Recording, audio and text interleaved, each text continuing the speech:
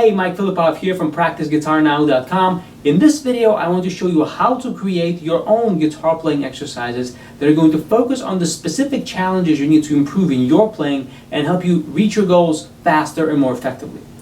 A common problem you might run into when you practice guitar is dealing with overwhelm from hundreds and hundreds of exercises and things to practice that you can find instantly by going online and searching for random YouTube videos or reading articles or going to different websites. It's very easy to find lots and lots of things to practice, but it's not so easy to know how to focus on the specific exercises that are going to help you improve the most. So the better solution is, instead of trying to sift through thousands and thousands of different exercises, is to learn how to create your own exercises that are going to be specific to the challenges you are dealing with right now. I'm going to show you an illustration of one approach that I train guitarists to master in my Rapid Fire Guitar Practice Training course, which is how to create exercises by means of isolating the problem, emphasizing the problem, and exaggerating the problem. And I'm going to illustrate this by using a very common guitar playing challenge of inside picking.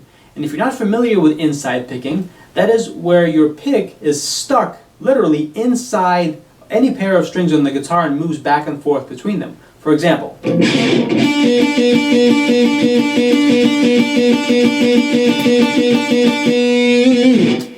this is a very common issue that guitar players run into in many different picking licks and scale sequences that makes fast and clean playing feel much more difficult. So the first step to creating exercises to dealing with inside picking is to simply identify the problem we're going to focus on. And obviously we've just done that. We've identified that inside picking is the challenge we want to fix. So the second step is to create exercises either by isolating the problem, emphasizing the problem, or exaggerating the problem. Isolating the problem is the simplest and most obvious thing to do, and that is something that most guitar players already do intuitively. In this case, with inside picking, we can simply isolate the actual motion of the pick moving back and forth between any two strings in the guitar and just practice it hundreds and hundreds of times. For example,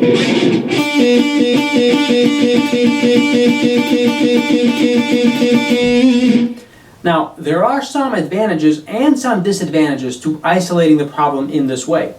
The advantages are that obviously you're focused on the problem in the most specific way possible. You're actually practicing the very motion that you're struggling with, so it doesn't get any more specific than that.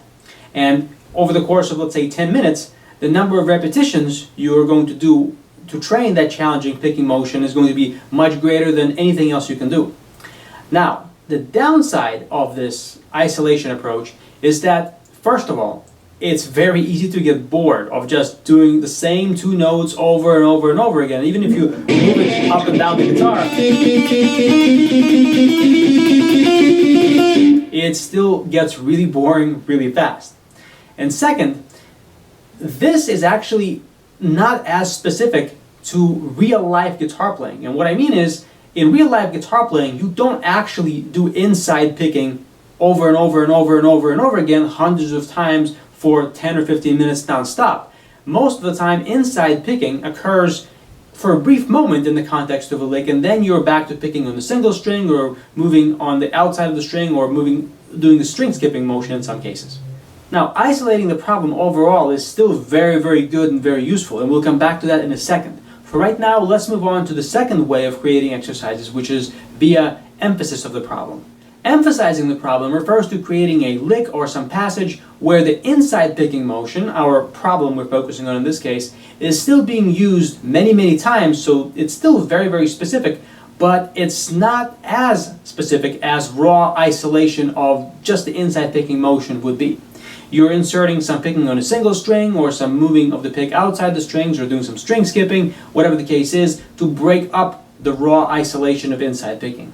And this is where you can get really, really creative, because as long as you're emphasizing the right element of technique you want to focus on, inside picking in this case, you have complete freedom to play anything you want, any key, any scale, any passage, any position on the guitar, and it's all going to work.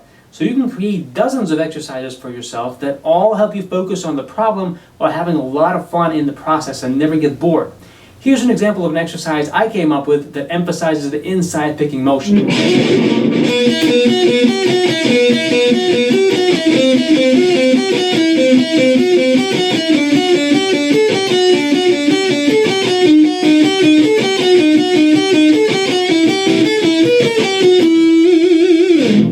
Now, there's something really important I want to make sure you notice. As I was playing the exercise just now, I was looking at my picking hand, not my fretting hand. And this is important because in this case, I'm focused on refining my picking hand motion. So my eyes need to look where my brain is focused. A lot of times guitarists get stuck looking at their fretting hand or just looking out in front of them, and this makes it so easy to practice mindlessly and not focus and not pay attention to the things you need to focus on. And that is how practice time gets wasted and progress becomes much, much slower. Remember, always, always, always look where your brain is supposed to focus. This is going to help you make much faster progress. So we've talked about isolating the problem, we've talked about emphasizing the problem, and how would you exaggerate the difficulty with this particular challenge, in this case, inside picking? Well, if the original motion is having the pick stuck between two adjacent strings, exaggerating the difficulty means the pick would have to be stuck between two non-adjacent strings, and that obviously makes the picking motion much more challenging because the pick has to travel a greater distance. And this becomes a little bit similar to emphasizing the problem in that we're not going to be just strictly doing the inside picking motion back and forth only. We're going to be incorporating some single string picking and other things to break up the pattern and incorporate the motion into a bit of a musical context. Here's an example.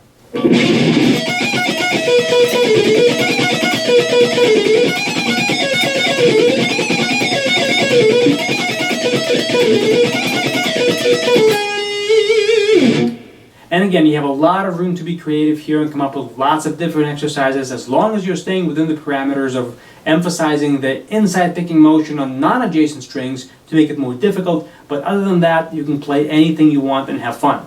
Alright, so now the question is, how do you incorporate these three approaches of isolation, emphasis, and exaggeration into your actual practice routine? Once you've come up with exercises, now what? How do you actually practice them? Well, there's lots and lots of possibilities here, but one very simple option you can apply right away is to simply divide your practice time into three parts. Let's say you have 15 minutes to work on your inside picking. Rather than just playing the same exercise over and over and over again non-stop for 15 minutes, you can practice the inside picking motion in isolation for 5 minutes, and then you can get the benefits of isolation practice that I've mentioned earlier, being ultra focused on just the motion itself, making sure that the pick is moving just enough to clear the strings, but not any more than that, so you're drilling the foundation of your playing for 5 minutes, or 1/3 of your practice time in this case. For the next third of your practice time, you practice emphasizing inside picking by playing some passage of music that incorporates the inside picking motion in the context of other things such as single string picking or maybe some legato, anything that breaks up the repetitiveness of inside picking. And finally, you can go all out in the last 5 minutes and go crazy by doing some string skipping exercise to exaggerate the difficulty, either skipping one string or two strings or even more if you dare. And this way you get the benefits of all three approaches, and in the course of just 15 minutes, you really cover a lot of ground that you would not be able to cover if you were just practicing random exercises or just practice one exercise over and over and over again for the entire time. So think about all the guitar technique challenges you're facing in your playing right now, and look for ways to apply this isolation, emphasis, exaggeration model to create exercises for yourself to practice that are going to be focused on the specific things you need to improve in your playing, while at the same time being fun to play and practice. To learn a lot more approaches just like this that are very effective and proven to work for guitar players like you, check out my website, practiceguitarnow.com, and check out my Rapid Fire Guitar Practice Training course where I train guitar players how to use guitar practice tools such as the one I just showed you in much greater detail and apply them to your specific situation, your specific guitar playing challenges to make practicing a lot more effective and a lot more fun. Until next time, have fun practicing, and I'll see you in the next video.